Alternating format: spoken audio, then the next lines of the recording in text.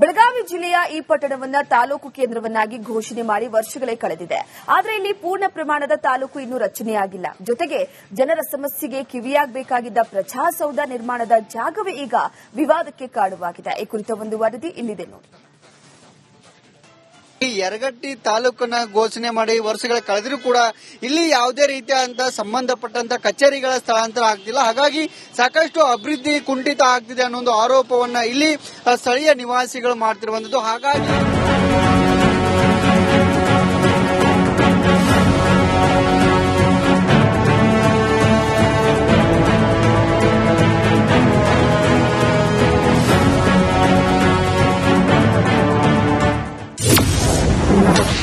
ಪ್ರತ್ಯೇಕ ತಾಲೂಕು ಆಗಿ ಯರಗಟ್ಟಿ ಘೋಷಣೆ. ಹೊರವಲಯದಲ್ಲಿ ಪ್ರಜಾಸೌಧ ನಿರ್ಮಾಣಕ್ಕೆ ಕಿಡಿ. ಬೇಗ ಯರಗಟ್ಟಿ ತಾಲೂಕಾ ಕಚೇರಿಗಳು ಆಗಲೇಬೇಕು. ಪ್ರಜಾಸೌಧ ಯರಗಟ್ಟಿ ಪಟ್ಟಣದಲ್ಲೇ ಆಗಲೇಬೇಕು.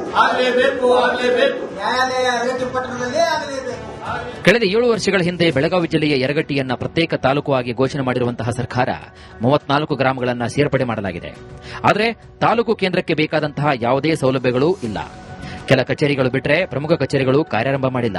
ಯರಗಟ್ಟಿ ಪಟ್ಟಣದಿಂದ 5 ಕಿಲೋಮೀಟರ್ ದೂರದಲ್ಲಿ ಪ್ರಜಾಸೌಧ ನಿರ್ಮಾಣ ಮಾಡೋಕೆ ಹೊರಟಿರುವಂತಹ ಸರ್ಕಾರದ ವಿರುದ್ಧ ಆಕ್ರೋಶ ಸ್ಫೋಟವಾಗಿದೆ. ಒಂದು ಕೋರ್ಟ್ ಆಗೈತೆ ಅನ್ನೋದು ಅಡ್ಡ ಆಗೈತಿ.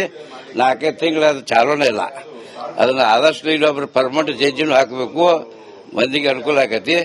ಈಗ 4 ಕಿಲೋಮೀಟರ್ ಬಿಟ್ಟು ನಮಗೆ ಅಲ್ಲಿ ಆಫೀಸ್ ಮಾಡಕತ್ತಾರು. ಜನರಿಗೆ ಬಹಳ ಅನಾನುಕೂಲ ಆಗತಿ.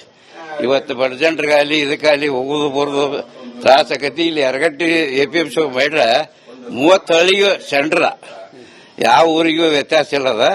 ಆದಷ್ಟು ಇಲ್ಲಿ APMC ಒಳಗೆ ಮಾಡಿರ ಬಹಳ ಚಲೋ ಆಕತಿ. 4-5 ವರ್ಷಗಳಿಂದ ಯರಗಟ್ಟಿ ಪಟ್ಟಣ ಪಂಚಾಯಿತಿಗೆ ಚುನಾವಣೆಯಾಗಿಲ್ಲ. ತಮ್ಮ ಮನೆ ಜಮೀನು ಸೇರಿ ಮರಣ ಜನನ ಪತ್ರಗಳ ದಾಖಲೆ ಪಡೆಯಲು ಪರದಾಡುತ್ತಿದ್ದಾರೆ.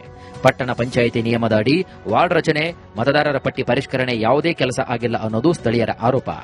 ಈ ಆರೋಪಕ್ಕೆ ಸವದತ್ತಿ ಶಾಸಕ ವಿಶ್ವಾಸ ವೈದ್ಯ ಹೇಳುವುದು ಹೀಗೆ. ತಾಲೂಕ್ ಪಂಚಾಯಿತಿಯಲ್ಲಿ ತಾಲೂಕ್ ಪಂಚಾಯಿತಿ ಕಟ್ಟಡ ನಿರ್ಮಾಣ ಅಂತ ರಿನೋವೇಷನ್ ಮಾಡಿ ನಮ್ಮ ಜಿಲ್ಲಾ ಮಂತ್ರಿಯವರ ಒಂದು ಡೇಟ್ ಅನ್ನು ಕೂಡ ನಾವು ತಗೊಂಡಿದ್ವಿ. ಅದು ಉದ್ಘಾಟನೆ ಮಾಡಿ ಚಾಲೂ ಮಾಡಬೇಕು ಇಷ್ಟೇ. ಈಗ ಒಂದು ತಾಲೂಕ್ ಪಂಚಾಯತಿ ಮೇಜರ್, ಇನ್ನೊಂದು ಫೈರ್ ಫೈಟರ್ ಕೂಡ ಕನ್ಸ್ಟ್ರಕ್ಷನ್ ಆಗಿ ರೆಡಿ ಇದೆ. ಮತ್ತೆ ಪ್ರಜಾಸೌಧದ ಎಲ್ಲ ಈಗ ಟೆಂಡರ್ ಪ್ರೊಸೆಸ್ ಆಗಿ 8,65,00,000 ಮಂಜೂರಾತಿಯಾಗಿ ಟೆಂಡರ್ ಆಗಿ LOI ಕೂಡ ಇಶ್ಯೂ ಆಗಿದೆ.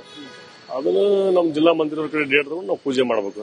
ಯರಗಟ್ಟಿ ತಾಲೂಕು ರಚನೆಯಾಗಿ ಹಲವು ವರ್ಷಗಳು ಕಳೆದರೂ ಕೇವಲ ಕೆಲವೊಂದಿಷ್ಟು ಕಚೇರಿಗಳು ಮಾತ್ರ ಆರಂಭವಾಗಿವೆ. ಪೊಲೀಸ್ ಠಾಣೆ, ಪ್ರಜಾಸೌಧ, ಕೃಷಿ ಇಲಾಖೆ ಸೇರಿ ಎಲ್ಲಾ ಕಚೇರಿಗಳು ಪೂರ್ಣ ಪ್ರಮಾಣದಲ್ಲಿ ಆರಂಭವಾದರೆ ಮಾತ್ರ ಜನರಿಗೆ ಸೌಲಭ್ಯ ಸಿಗಲಿದೆ.